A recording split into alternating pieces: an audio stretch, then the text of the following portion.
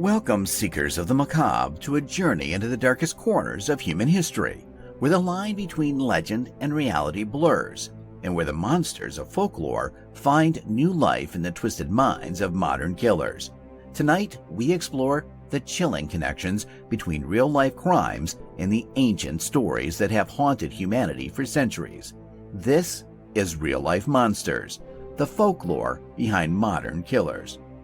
For as long as humans have told stories, we've been fascinated and terrified by monsters. These creatures of legend, born from the darkest corners of our collective imagination, have served as symbols of our deepest fears. But what happens when the monsters of folklore step out of the shadows and take on a terrifying new form in the real world? What happens when those ancient stories are mirrored in the actions of real-life killers? Throughout history, some of the most notorious killers have embodied the traits of these legendary monsters. Their crimes have shocked the world, and in many cases, the gruesome details of their actions bear a striking resemblance to the ancient tales of vampires, werewolves, and other supernatural beings. But are these similarities mere coincidence, or is there something deeper at play? In this video, we'll explore the eerie connection between folklore and real-life crimes, examining how the traits and behaviors of legendary monsters have manifested in the actions of modern killers.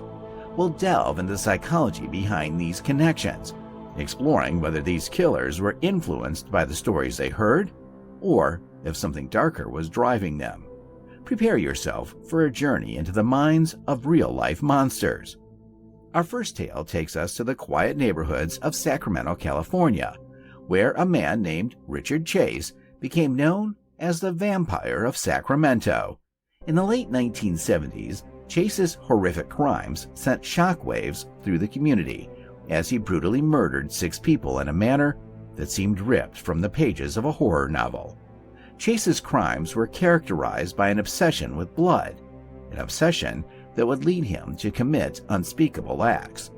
He believed that his own blood was turning to powder and that the only way to survive was to drink the blood of others.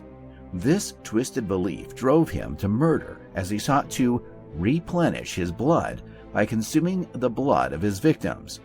Chase's gruesome acts bear a chilling resemblance to the legends of vampires, creatures of the night who sustain themselves by drinking the blood of the living. In folklore, vampires are often depicted as undead beings, cursed to walk the earth and feed on human blood to maintain their immortality. While Chase was very much alive, his actions mirrored those of the vampire legends, leading to his notorious nickname. But was Richard Chase influenced by the folklore of vampires? Or was his obsession with blood a manifestation of his severe mental illness? Experts suggest that Chase's actions were driven by a combination of paranoid schizophrenia and delusional thinking. But the parallels to vampire folklore are hard to ignore. Whether or not Chase was aware of these connections, his crimes serve as a haunting reminder of how ancient legends can find new life in the darkest recesses of the human mind. Next, we travel back in time to the 16th century, to the small town of Bedburg, Germany, a place gripped by fear as a series of brutal murders terrorized the community.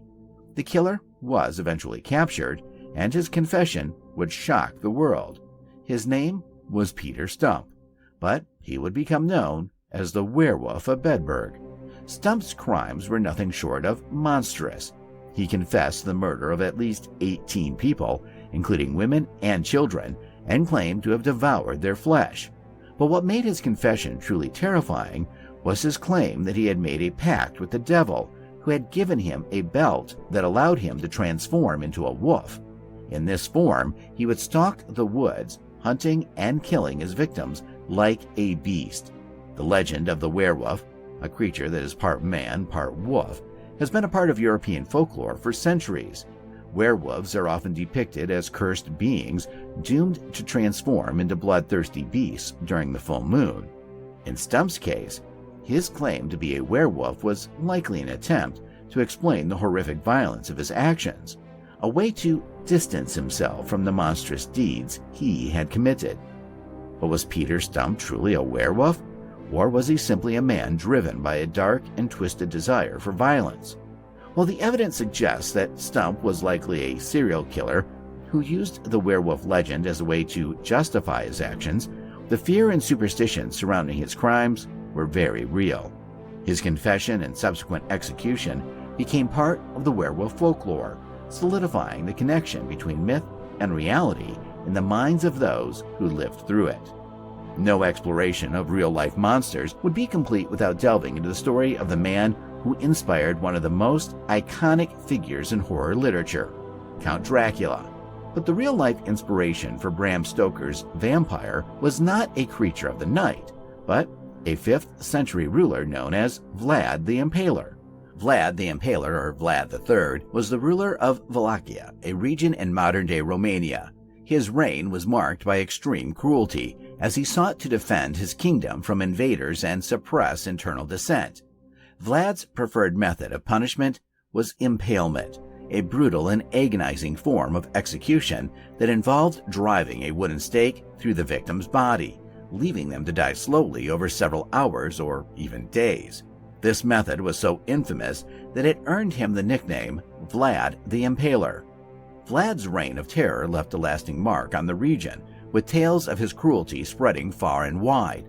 But it was his reputation as a bloodthirsty ruler that caught the attention of Bram Stoker, who would later draw upon the legends surrounding Vlad to create his most famous character, Count Dracula.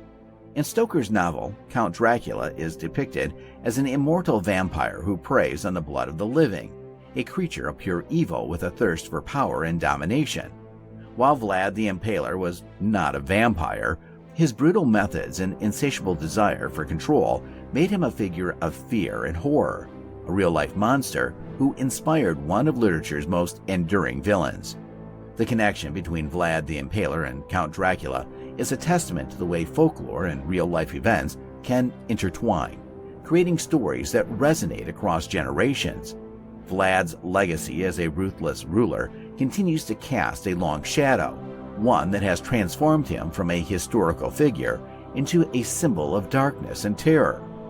Our next tale brings us to the quiet town of Plainfield, Wisconsin, where a man named Ed Gein became the inspiration for some of the most disturbing characters in horror fiction. Known as the Butcher of Plainfield, Gein's crimes were so horrific that they shocked not only the local community but the entire nation. When police entered Gein's farmhouse in 1957, they uncovered a scene straight out of a nightmare. The house was filled with human remains, bones, skulls, and preserved skin, all of which Gein had collected from local graveyards or taken from his victims.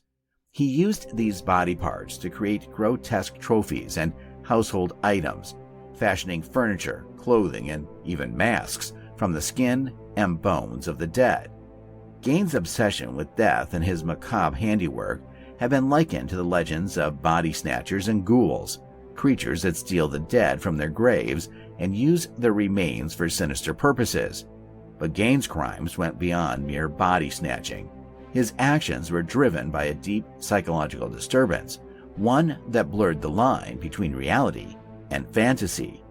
Ed Gein's crimes have had a lasting impact on popular culture, inspiring some of the most iconic and terrifying characters in horror cinema. Norman Bates, Leatherface, and Buffalo Bill.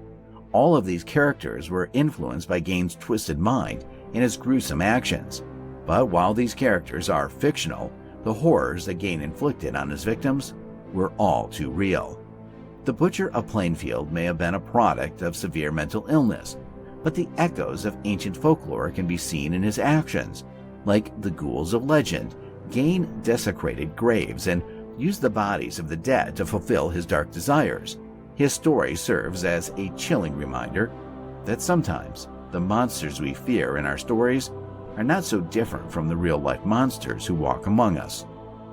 The stories of Richard Chase, Peter Stumpp, Vlad the Impaler, and Ed Gein reveal a dark and unsettling truth, that the monsters of folklore are not confined to the pages of old books or the shadows of our imaginations. In some cases, These ancient tales have found new life in the actions of real-life killers, individuals whose crimes echo the legends that have haunted humanity for centuries. But why do these connections exist? Is it possible that these killers were influenced by the stories they heard? Or is it that these ancient tales were born from the very real darkness that exists within the human soul? The answer may lie somewhere in between. Folklore and mythology have always served as a way for cultures to explore and understand the nature of evil, to give shape to the fears that lurk in the human psyche. When we look at the actions of modern killers, we see those same fears reflected back at us in a form that is both disturbingly familiar and terrifyingly real. The stories of real-life monsters remind us that the line between legend and reality is often thinner than we'd like to believe. As we continue to explore the dark corners of history and the human mind, we are forced to confront the uncomfortable truth that the monsters we fear in our nightmares are sometimes all too real. Thank you for joining us on this journey into the shadows of history. If these tales of real-life monsters and the folklore that surrounds them have left you questioning the nature of evil, be sure to like, subscribe, and hit the notification bell for more explorations into the eerie, the mysterious, and the unsettling. And remember, sometimes the most terrifying monsters are the ones we create ourselves.